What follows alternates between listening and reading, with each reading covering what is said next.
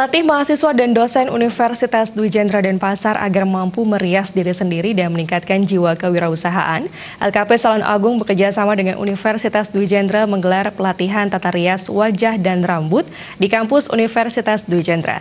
Pelatihan menghadirkan pemilik LKP dan juga Salon Agung, Ana Agung, Ayu Ketut Agung.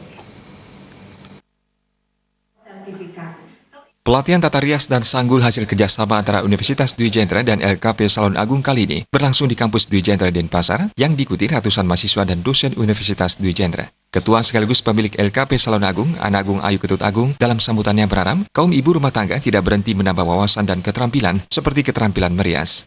Selain merias sendiri dan mengurangi pengeluaran rumah tangga, keterampilan ini juga dapat dikembangkan untuk membuka usaha baru dan membantu perekonomian keluarga. Terlebih di Bali, berbagai upacara maupun acara formal lain mengharuskan kaum ibu merias diri sesuai dengan upacara dan acara yang dihadiri.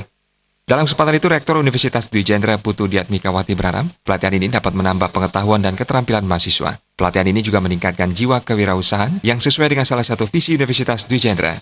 Hal-hal yang tidak kalah penting melalui pelatihan tata rias, mahasiswa dan dosen turut menjaga dan melestarikan seni dan budaya Bali, khususnya melalui tata busana dan tata rias. Tapi kapan ini jangan dilipat begini.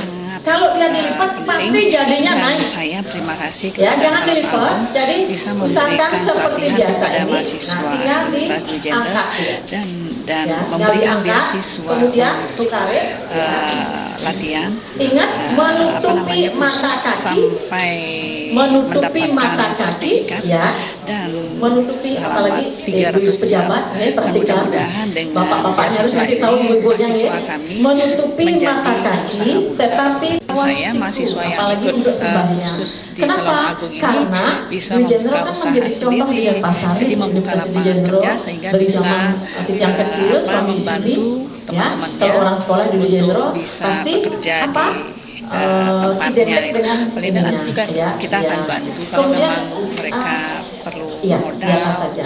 untuk mereka, kita akan bantu. Niki banyak di pasar tenang meriah.